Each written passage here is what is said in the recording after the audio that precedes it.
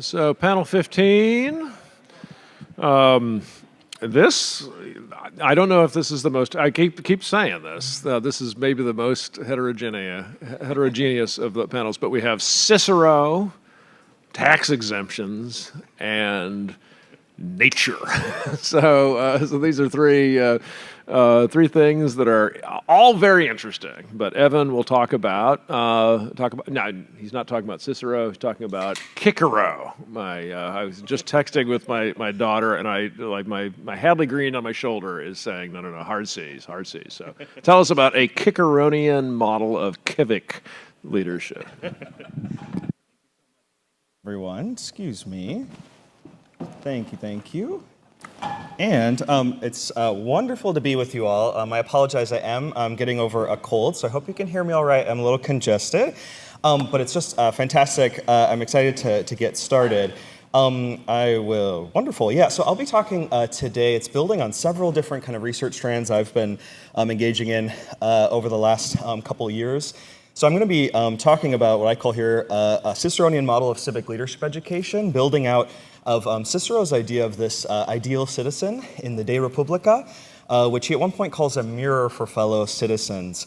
My interest and engagement with this model goes back for a long time. I have my PhD in ancient philosophy, but as you can see now, I'm senior instructor in ethics at Culver Academies. Become very, very interested in character and leadership education.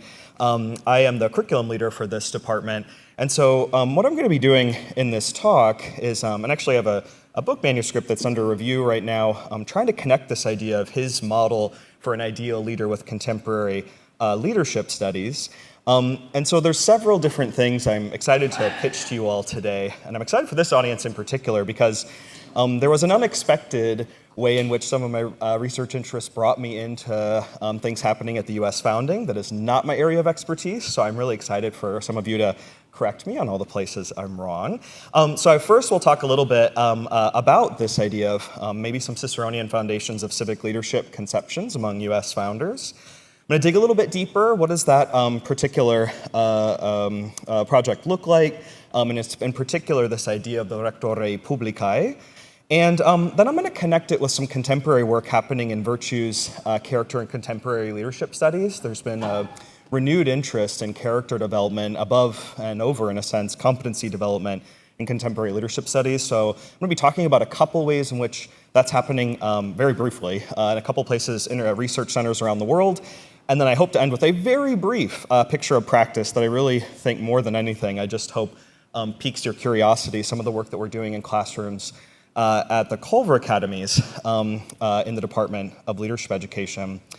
So actually where a lot of this thought started for me, actually connecting this back to an idea of civic leadership theory, is some of you may be familiar. Jeffrey Rosen, President and CEO of the National Constitution Center, has a great new book out called The Pursuit of Happiness. And as part of that research, he actually talks about which classical texts are cited the most by the US founders. And according to this, he says that the most cited book on happiness in the founding era was Cicero's Tusculan Disputations, which I found very interesting. At the same time, I'd come across this kind of Ciceronian, broad Ciceronian kind of foundations for some time, but just even that actual statement I found really powerful.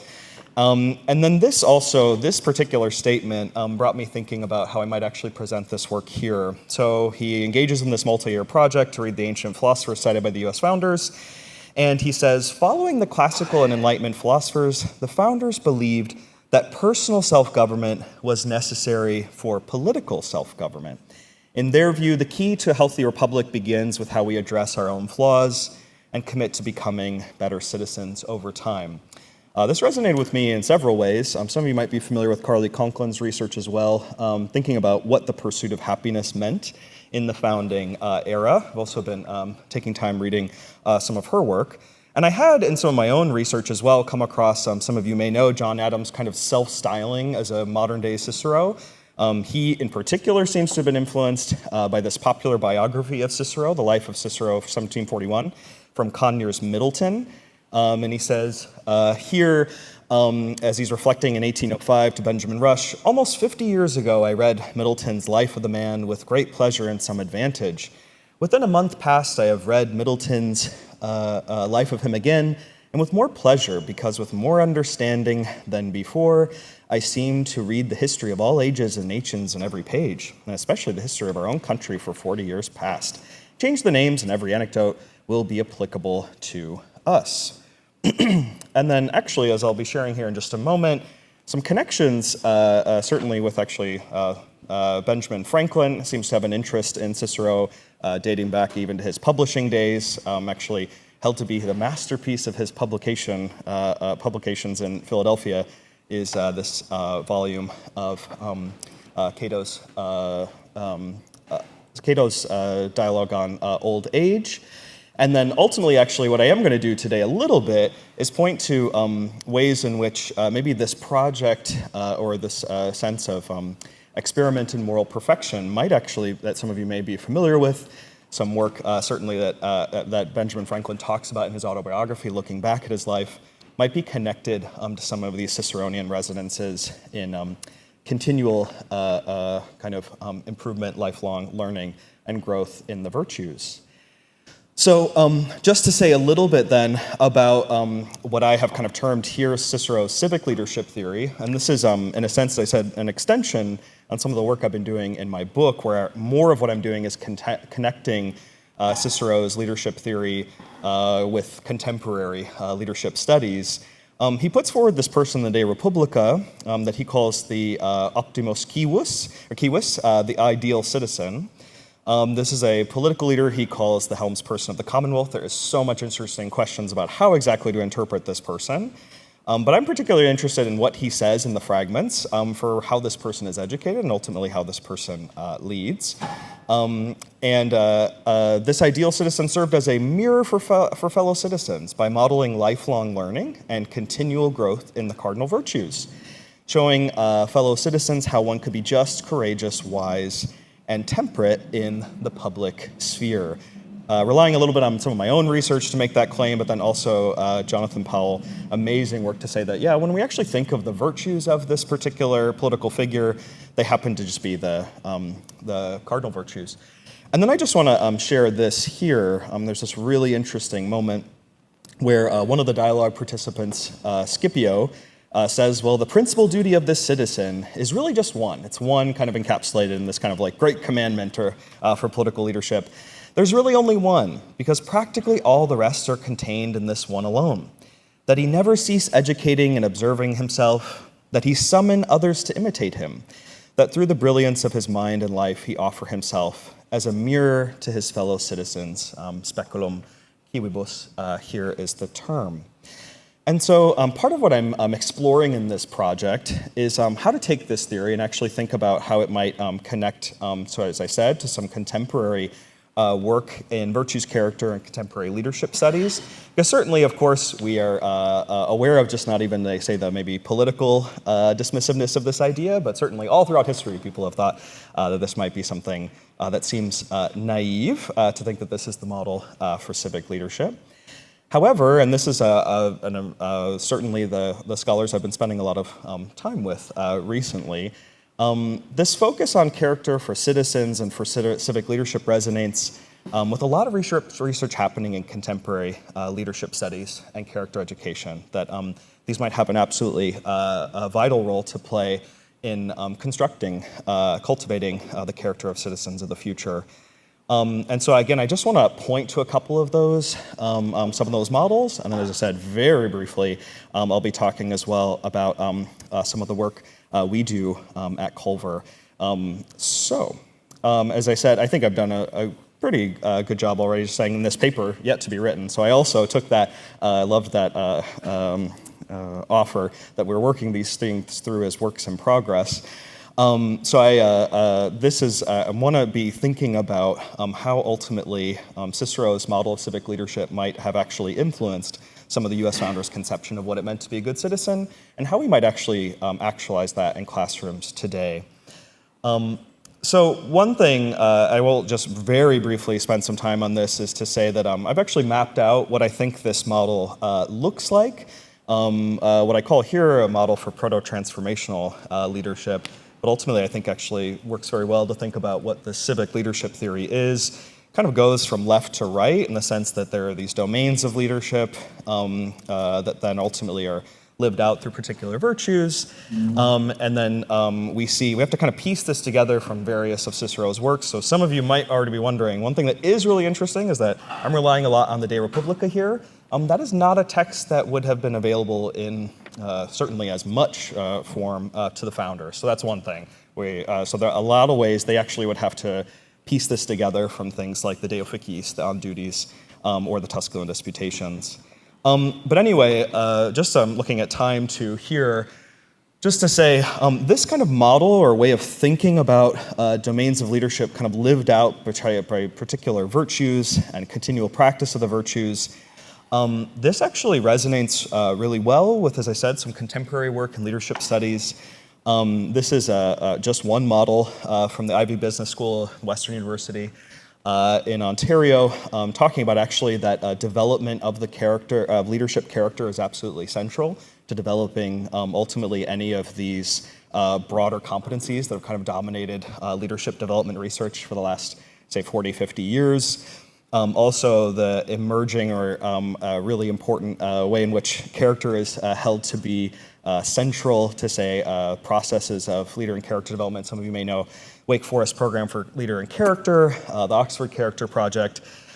These 7 strategies actually, as you'll see, have an Aristotelian feel to them, but they certainly as well have the Ciceronian feel of continual practice and development in these 7 strategies, being then ultimately connected to broader leadership outcomes. So, as I wanted to say, I just will briefly end actually here with a little bit of how we might actually actualize this in a classroom. And so at the Culver Academies, we're very, very lucky. We have 4 years in which we work with young people in developing their character for leadership and responsible citizenship in society. It's kind of an exciting thing for me as someone trained with a PhD in ancient philosophy and then coming into a really robust culture that kind of developed on its own organically. They did not necessarily have a clear Ciceronian or Aristotelian foundation, and yet there is this mission of the Culver Academies on the far left, focusing on leadership and responsible citizenship in society. How does that get actualized? We then take the cardinal virtues and Culver values to be our kind of next organizing principles. And then I think this is really exciting for starting to think again for the operationalization side of things. Is how we actually try to make this come alive in our classrooms. We've made the shift toward competency-based education, and so we have certain pillars that we hope actually come out of our mission and our cardinal virtues: scholarship, communication, well-being, citizenship, and leadership. Then we kind of coming out of the virtues, we have certain kind of competencies that we help young people develop in our classrooms. And then at the very kind of most fine-grained level, we actually have I can statements that can be put into rubrics where I work with a team of about 8 to 10 professionals, education professionals, teachers, to help them think about are our young people actually able to actualize this knowledge. And part of this too, maybe connecting back to, this is very much, I just said it as a brief note here, central to this course is a 9-week character lab where every week they set an intention for a particular virtue that's relevant to them for their life and ultimately how they want to see, say, like development in a particular virtue connected with, say, things actually happening in their life context, what's happening in sports, what's happening in the classroom, what's happening, we're at a boarding school, so maybe in the dorm. And they reflect each week with an intention setting and reflection routine on Mondays and Sundays. And then actually, so students have the opportunity to reflect across those entire 9 weeks. Very similar, again, just to remind us, right? Some of you may have heard of this before, this remarkable experiment at moral perfection that Benjamin Franklin takes to begin his process here, for example, in developing intemperance. And he also actually, right in the autobiography when he's talking about this, quotes Cicero as kind of inspiration maybe for this, a quote from the Tusculan Disputations. Thank you so much, everyone. I really want to make sure I honor the time. So thank you so much. I really appreciate it. I look forward to your thoughts.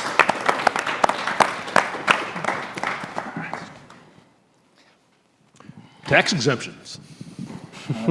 And what's this first person plural? What's our critics? Our. Volek, tell us about your previous co-authors. So. All right. Well, it's wonderful to be here. Good afternoon, everyone. They are actually still current co-authors, so at some point perhaps we loop them in. But let me just say thank you so much. It's wonderful to be here. A big thank you to Lee Strang, of course, Chris Green, Ms. Heather Morris. Thank you so much. It's great to see Tom Cleveland here. We're always looking to see what the Jack Miller Center is doing in political science classrooms. And I do want to say, just because we're responding to some very helpful feedback that we received on this piece last year as it was presented at the Shawnee Trail Conference. So a thank you to Konstantin Vasiliou, who's organizing the next one in a few days, and then Justin Dyer, who hosted that conference last year. So let me summarize, if I may, the logic of the piece on tax exemptions. So the full title is Incentivizing Civic Engagement at Public and Private Universities, Tax Exemptions, Laws, and Critical Dialogues. Chris, I'm grateful that you mentioned and gave a plug to our special collection of Laws Journal. It's a peer-reviewed collection, and it's where the original piece appeared.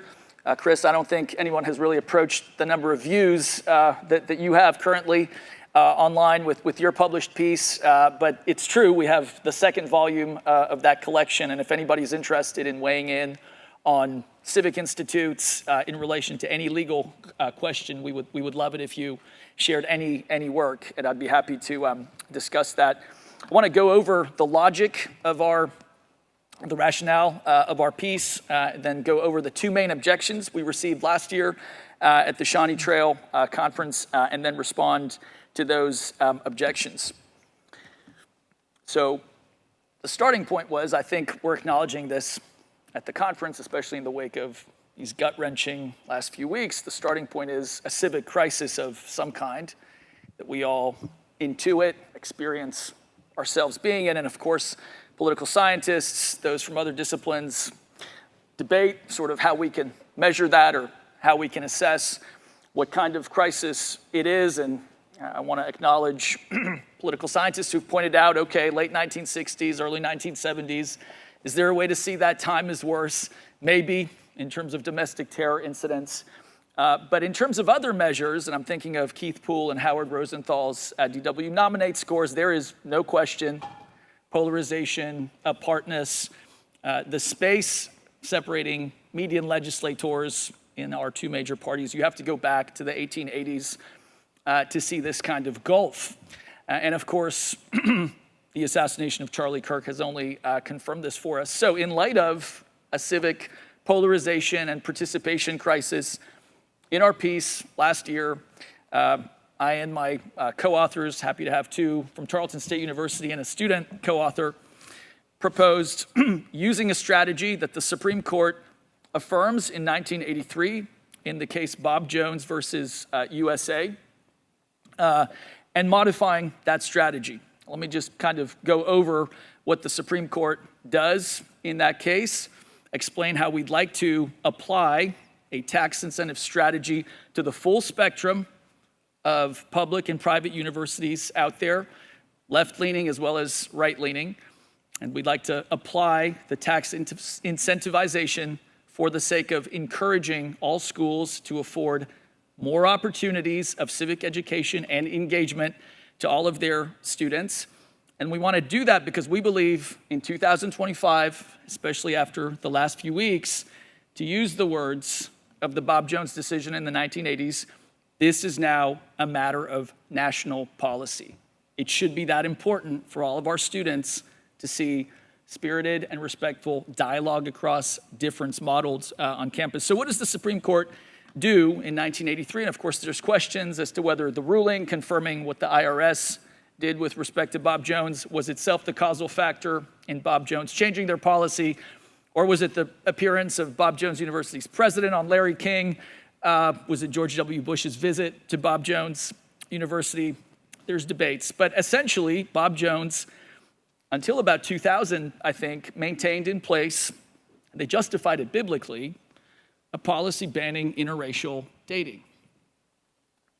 By 1983, the IRS had said that is inconsistent with national policy, as that policy is reflected informally and formally in our norms and laws.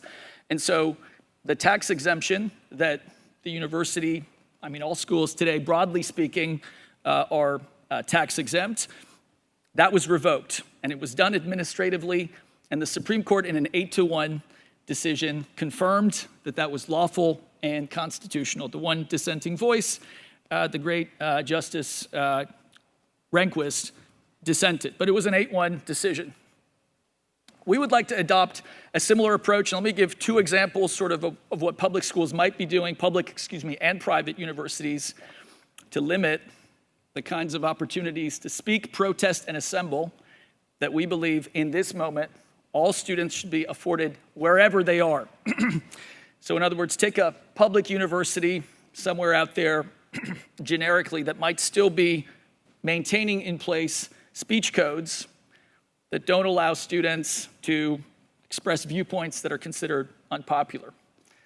On the other end of the spectrum, let's say we're talking about a Colorado Christian University or a Liberty University, and certain kinds of assemblies of students are deemed inconsistent with the mission statement of the school, certain forms of speech or protest not allowed. We would like to suggest using a modified strategy, using a strategy modified from what the Supreme Court affirmed in 1983, that we want to push all schools in the direction of allowing more assembly, speech, and protest opportunities for all students.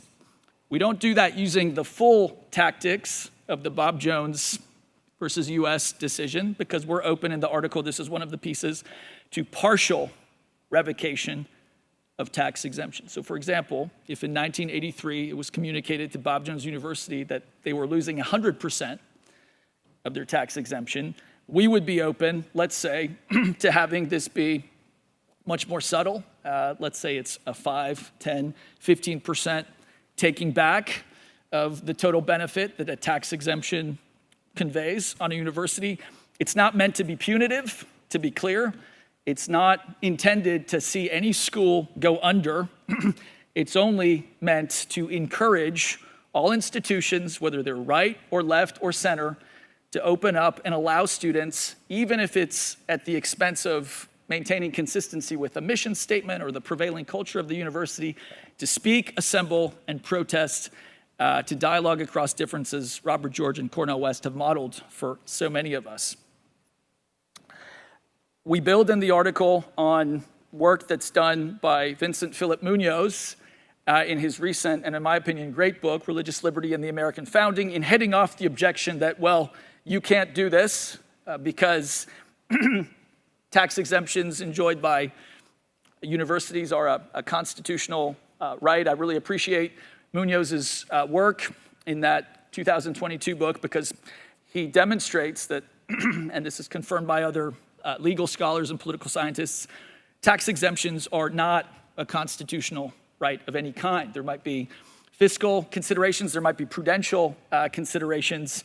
Munoz makes a general critique of exemptions of any kind, and he is focusing more on religious liberty. But the exemption approach is one that Munoz critiques. For those who are interested in the original article, we point out that, and you do have to go back to the late 19th century in the Republican Party itself, and Ulysses S. Grant was a proponent of the closing tax exemptions loophole approach. Whether it was churches, whether it was universities, there were questions about the fiscal budgetary implications of having this many exemptions. And so we've had in the US a historical debate as to whether the granting of tax exemptions to different institutions should be as widespread as it is. Let me summarize the objections. Again, just to summarize, that's our prescription in the original article. We stand by it. We want to double down on it almost in light of what we see as a national policy imperative to have students be able to see dialogue across difference wherever they are. And so two objections. at the Shawnee Trail Conference last year. The main one was logistically. How is this going to work? What do you mean you're going to adjust and do a partial 5, 10, 15% tax exemption revocation? Who's deciding? What's the formula, right? And how do you know that you won't actually disrupt private religious schools, especially in ways that are detrimental to their ability to pursue their unique worldview and educational mission? The second objection that was made had to do with the tradition of First Amendment interpretation and maybe free speech absolutism that we do point to in the original article to justify incentivizing this kind of robust exchange of ideas on all campuses. And let me take those two objections one by one. So responding to the logistical question first. Our one-word response, I think, which we've heard profitably, for me at least, at this conference, is prudence. Well, exactly. We can't spell out in advance what the formula is. It'll require judgment. It'll require case-by-case assessments. Not all schools are alike. This is not meant to be punitive. It's not meant to see any university or institution go under, so to speak. It's meant to be a gentle kind of encouragement or incentivization towards opening up civic education and engagement opportunities for all. Well, so who would do this? Is it conceivable that bureaucrats at the IRS might be exercising prudential judgment? And I think the response here, as we think out loud, might be with the right people. Yes, it is conceivable. We're seeing changes at the FCC. We're seeing changes at any number of executive agencies at the moment. I'm neither endorsing nor critiquing all of them. But that's conceivable. Of course, we know property taxes are levied at the local and state levels. So in terms of collaborations within a federal context, I don't think we're focusing just on national level judgments. An example that we mentioned in our original piece of a partial tax exemption in Texas, we have what's known as the homestead exemption on homes that people have purchased, and the legislature just revised the way the homestead exemption works. So up to $140,000 of the value of your homesteaded home now is tax exempt. The remaining value of your home is not. We're already having conversations about endowments that schools have. This dialogue seems to be shifting on the right, even in terms of what can be taxed, what it's not possible to tax. And so we feel like this is an important consideration. Secondly, and maybe more importantly, let me address the notion that was brought up at the Shawnee Trail Conference last year that relying as we do on an almost Millsian free speech absolutist interpretation of the First Amendment is misguided and not consistent with the best natural law scholarship on the First Amendment, whether we're talking about Lee Strang's book on originalism's promise or Hadley Arkes's Mere Natural Law. I do want to push back against that and suggest that the interpretation of the First Amendment and free speech on which we're relying doesn't just go back to the 1960s. So yes, in the original piece we mentioned Bradenburg versus Ohio, which famously or infamously, on your perspective, allowed a member of the KKK to threaten revengeance against members of a non-majority population. The Supreme Court said there wasn't a date or time specified. And here's kind of our response to whether this is just a recent constitutional creation or whether there are older antecedents to this kind of robust protection of an absolutist notion of free speech. My one-word response would be Antonin Scalia joining the majority opinion. Admittedly, it was a 5-4 case in 1989, but Texas versus Johnson, Scalia, without a word of objection, joins Brennan's majority opinion. And so admittedly, Antonin Scalia, not known as a natural law justice, he made his case more on textualist grounds, but we think this is significant. And Scalia, in later interviews and sit-down conversations that he had with Robert George and others, made maybe not entirely flattering references to the character of the protester in the Texas case. But there's resources in the American constitutional tradition that do not require relying on substantive due process or other constitutional excesses to say there's value in maximizing the extent of political speech, even when it's very offensive. And Texas versus Johnson, of course, had to do with a nonverbal kind of expression, burning the flag. Let me go one step further back. It's been very nice to use Teresa Bejan's book, Mere Civility, in a class on polarization that I have the opportunity to teach at Tarleton State this semester. Roger Williams, fairly absolutist in my reading of the kinds of political or religious speech that should be tolerated. And there's an interesting connection between him and another individual who actually did desecrate a flag in the 1630s. So it's true, if you're reading The Bloody Tenet of Persecution, that famous work by Roger Williams that basically defends freedom of conscience, minimizes what civil power should be able to do in restricting the free expression of conscience. There's not the phrase freedom of speech in that work, admittedly. Williams warns against using the civil power to coerce in spiritual matters. But there is the sense in reading that work that freedom of conscience is connected in some sense to later verbal expression of ideas that you conscientiously stick to. So I agree with the way Bejan uses Roger Williams, evangelical, who in 1634 founds the colony of Rhode Island. I agree with the way in which she uses him as an example of a historical figure who stands in for a maximally free speech position today. Here's something that I thought was interesting. Roger Williams' friend, John Endicott, ironically enough, somebody who voted to expel Williams from Massachusetts Bay later, who's known as a Puritan of Puritans, ends up at one point, and the report is he did this after hearing a Roger Williams sermon. He cut out the Red Cross of St. George from the banner of the train band, which was being marched through Salem. He defaced the flag in response to the King of England at the time, communicating that he would insist on Puritans in Massachusetts Bay aligning more closely with the Church of England.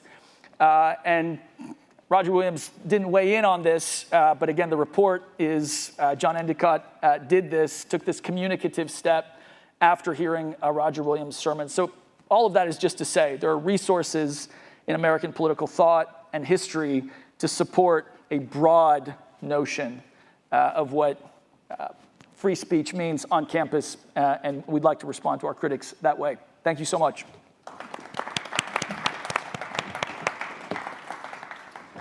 Now, the question of nature.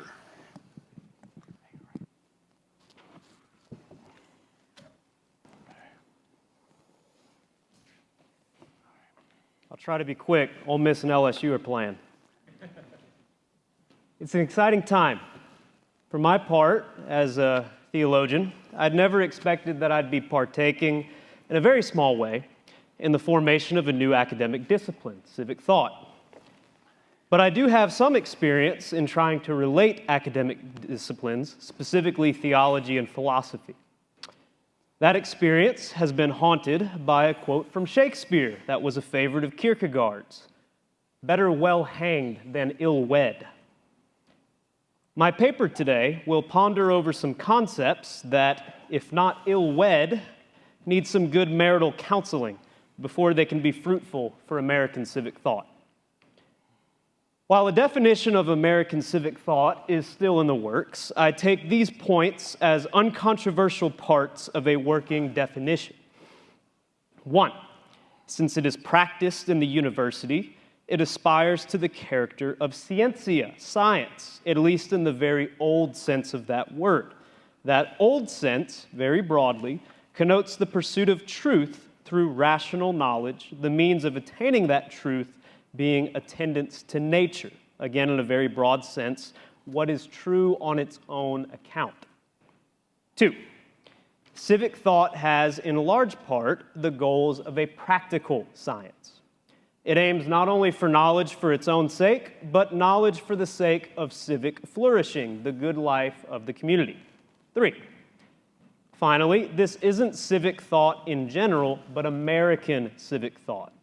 Its aims for knowledge are focused on sources within and for the American civic tradition, which can be partly, though not entirely, expanded to the classical and Western tradition as well.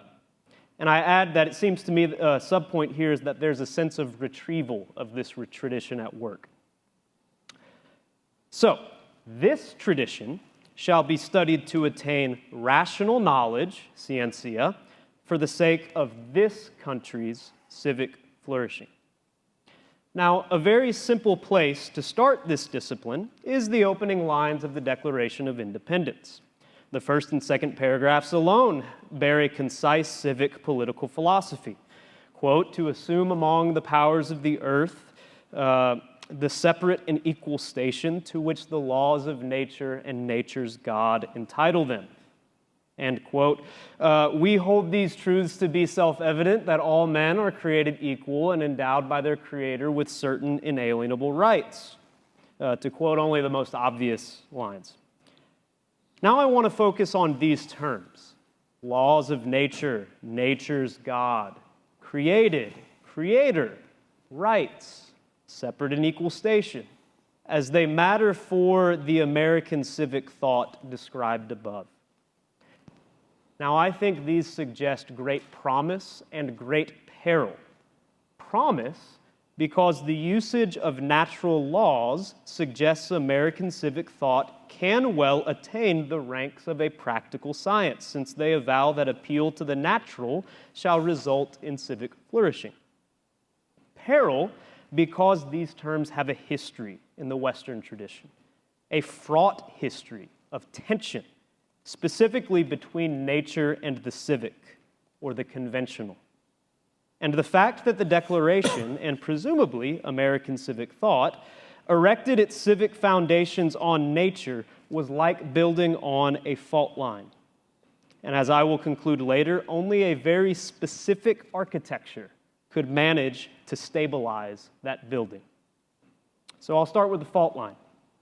It goes back to the earliest prehistory of Western philosophy, as Helmut Kester, Ernest Fortin, Leo Strauss, Richard Horsley, and others, both on the philological level, not just on the ideas level, have argued.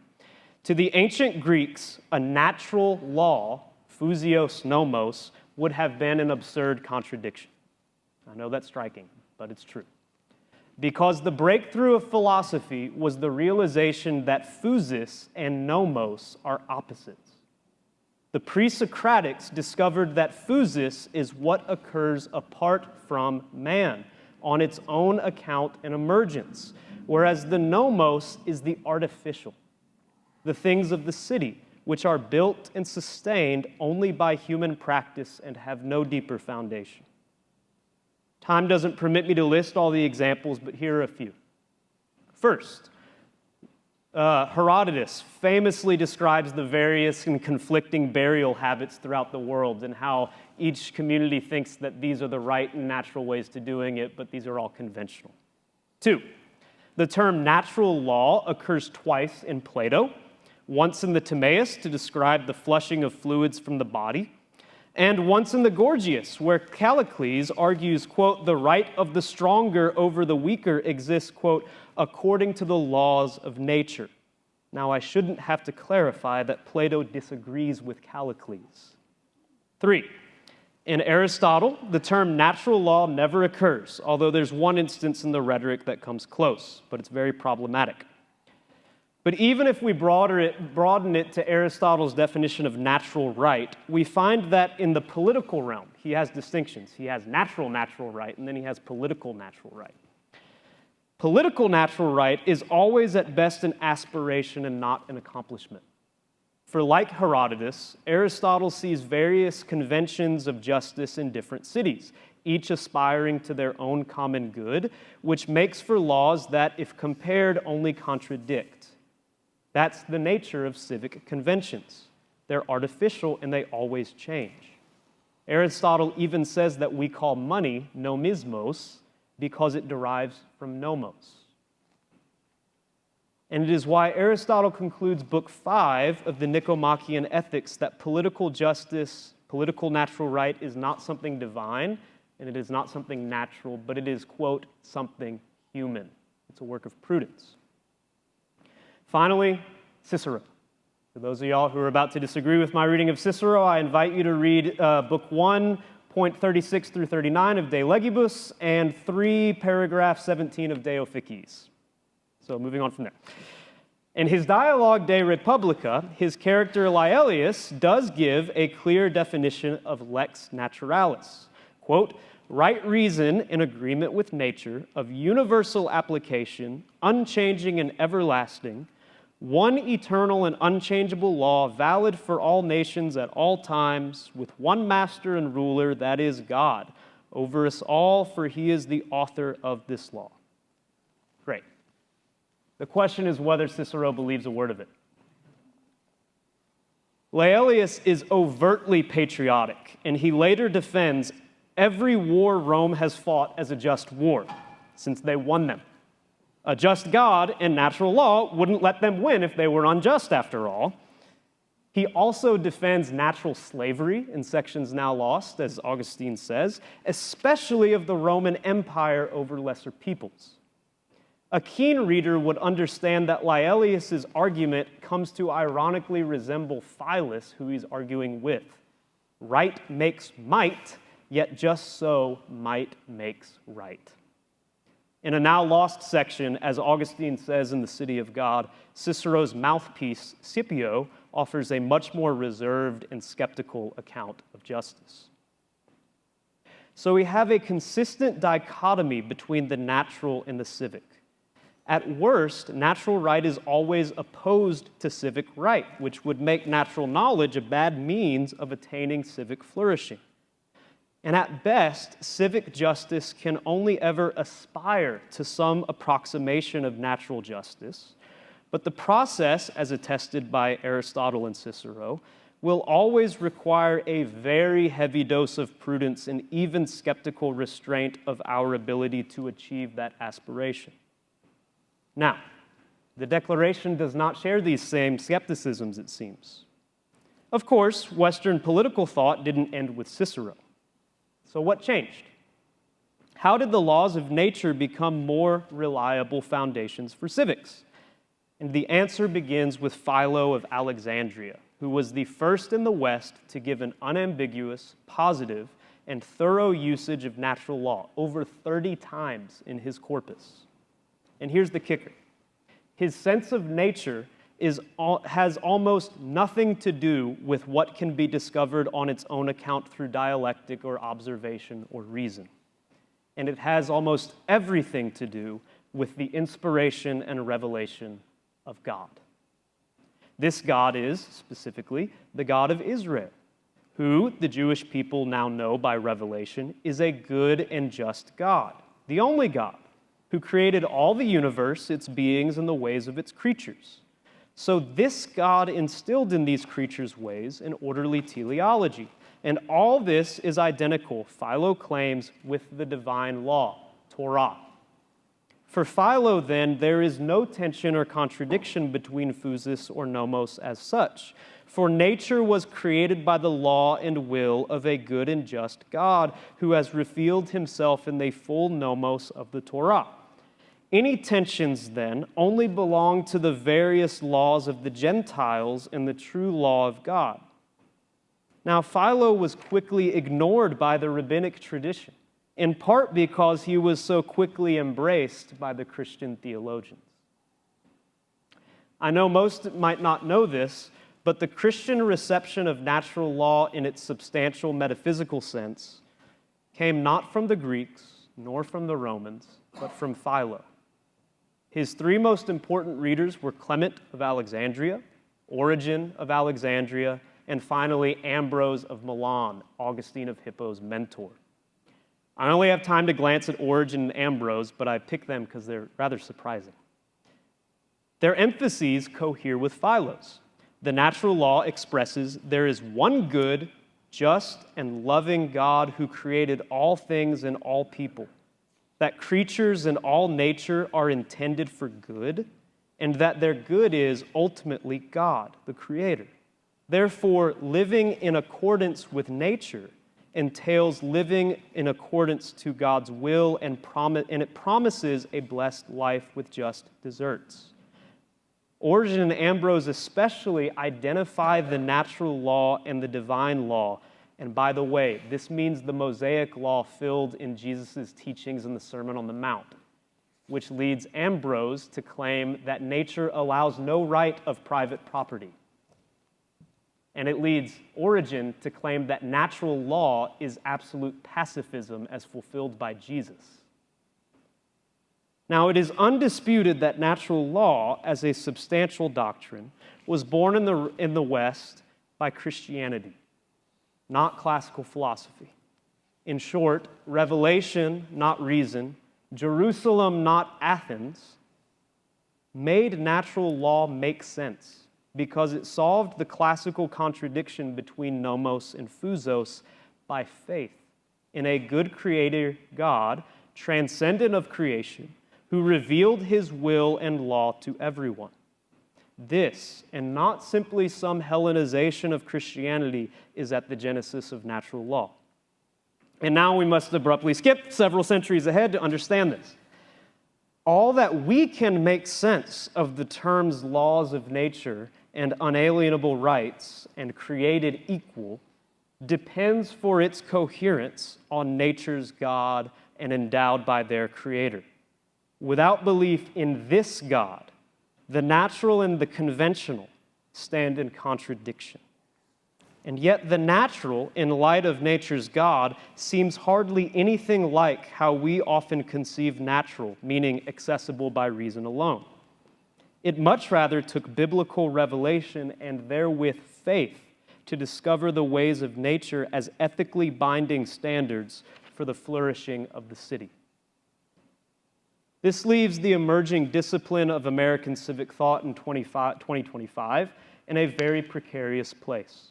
For it aspires to natural knowledge in today's secular public universities, but the nature developed in the Western tradition gives you two options.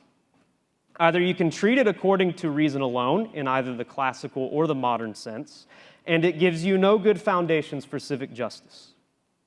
Or you can treat it according to faith and understand how nature's laws and nature's God may teach us civic flourishing as accountable to divine law, but then you must give up the pretension to natural knowledge in today's secular sense. Further, the very basic text of American civic thought, the Declaration, seems, at least to me, to take the second choice. But in today's American environment, which varies between pluralistic and secular, how can that second choice be taken? I don't think a purely classical retrieval, meaning a retrieval of the Greek or Roman pre-Christian method, will do. It will only reinvigorate that old tension between phusis and nomos. I believe this is a genuinely aporetic conclusion, both theoretical and practical. I offer it to others in civic thought to ponder, and I end only with this prospect. For civic thought to progress in solving this aporia, I think it needs either a theology of nature or a natural theology in its discipline. In order to think how the laws of nature may help the American people flourish today, we must reflect more deeply onto whether and how we may think about nature's God. Thank you.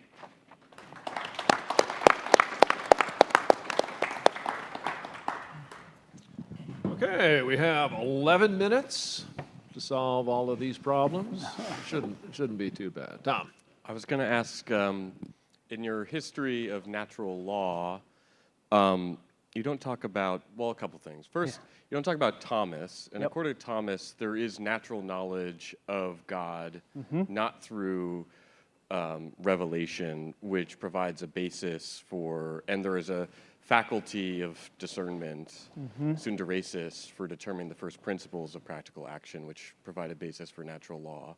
And so obviously he's a Christian thinker on one hand. On the other hand, he's insisting that the principles of natural law are available to any non-corrupt, fully corrupted human being. Now, so anyway, that's an account by him of something that's the case. One could question, like, maybe he doesn't achieve that and he's Yeah. attempting it. That's an option. But in any case, that's an attempt. And then the other thing I wanted to bring up is just thinking about Locke. Locke talks about, I mean, there was a statement you made that, like, if you use modern forms of reason, you cannot have any basis for laws of nature or natural law. And Locke seems to claim you can, and it seems like you would need to more firmly say that he fails in that, or is not even attempting to achieve it, or something like that. And then as a third thing, as like a possible difference is, it's possible Thomas Jefferson and the other founders have some different understanding than any of these threads, or the document functions on a different rhetorical level or something. Anyway, just that the connection between what they're up to there might be different even than Locke. So just how you would respond to those elements. So, I mean, this is a very small piece of a very much larger project, and I was focusing on the genesis of natural law, not its full history. I'll say, first off, that with Thomas, a lot of people fight over how to read Thomas. And one thing to remember is that the Summa Theologica is a work of theology, not a work of philosophy. And I would say that Thomas would actually be rather skeptical that you can know the natural law as the natural law, apart from revelation. And I think that's actually quite consistent with a lot of consistent readings of Thomas all the way through. I would say that Locke is part of a secularization of the natural law that starts largely around the 1600s, that somehow changes natural law from a very theological doctrine to what we can know apart from revelation. And Locke is fully within that current. And, you know, this is part of a kind of long genealogical argument, but I would say that Locke will also fail to get you an ought from the is. But that's my short thing. And I treat the Declaration, rhetorically speaking, as its own text. And basically my argument is that the only way that you can actually make good practical and theoretical sense of these laws of nature here, in its usage here, is you're going to have to deal with claims of revelation, not simply, oh, this is what Locke thought, or this is what Cicero or Plato's line about the flushing of the fluids from the body thought.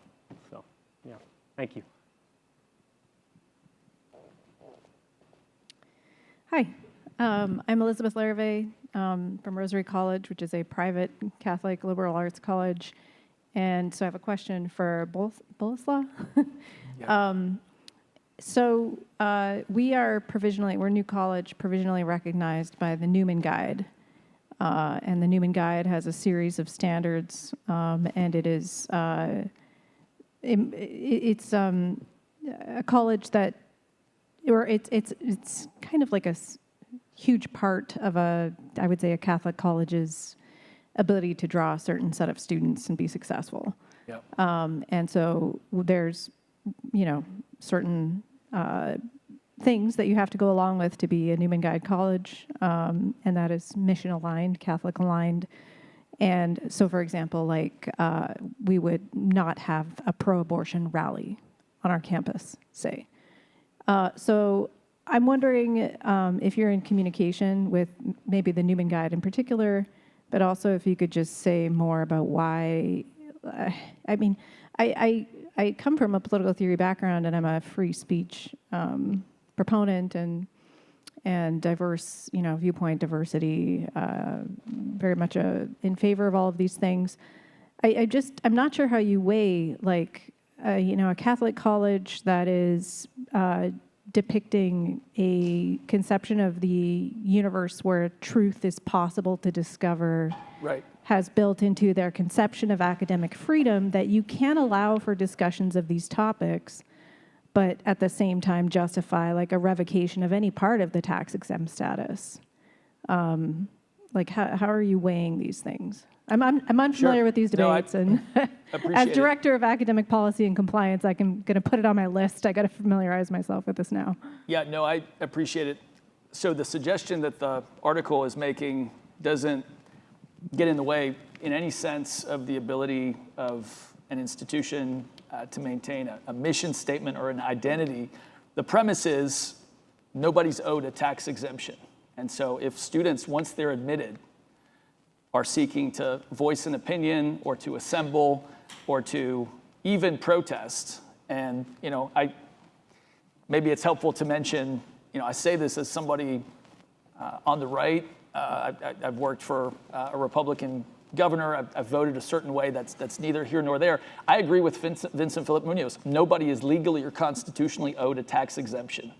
And if the Supreme Court could say in 1983, 8-1, that Bob Jones University had their tax exemptions fully revoked, the recommendation here is to partially revoke them for institutions that, let's say, wouldn't allow students, once they're accepted, to civilly, peacefully voice whatever opinion they're processing.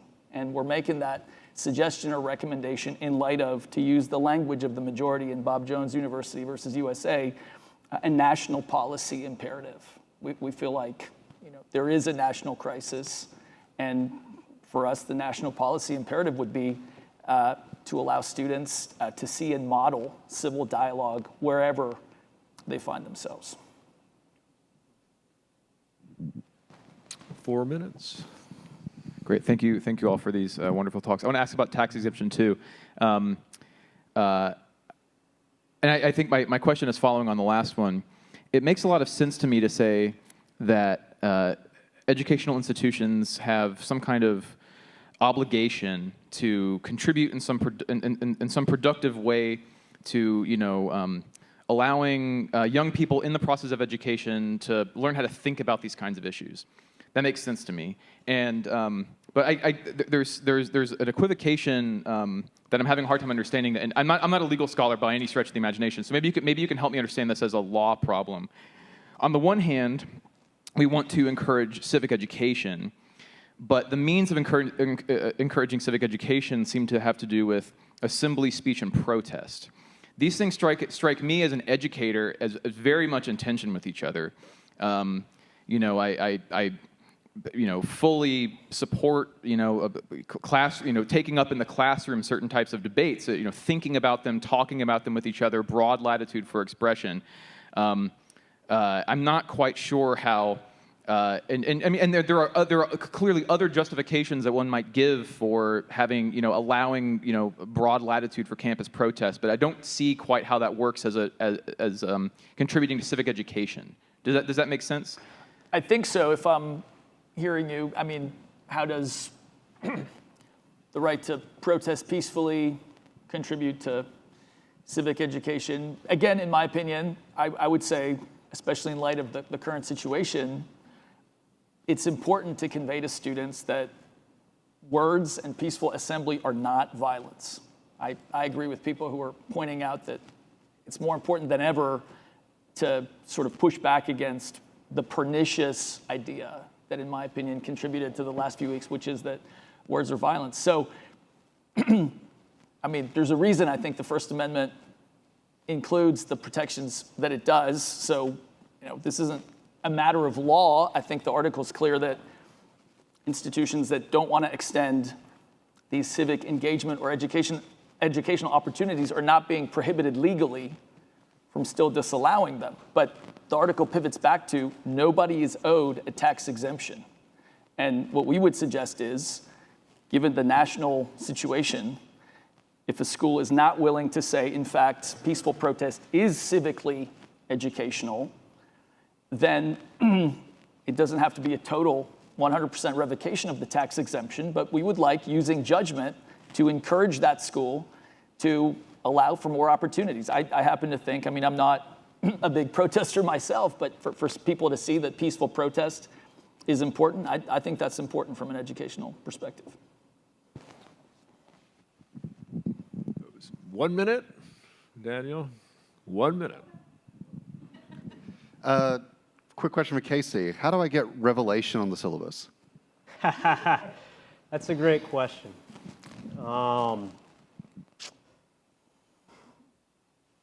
Rana Berger at Tulane University, I once saw her give a talk, and she is a Plato scholar and also does a lot of Old Testament scholarship. And she said that I'm not going to try to mimic her voice, but it's a funny voice.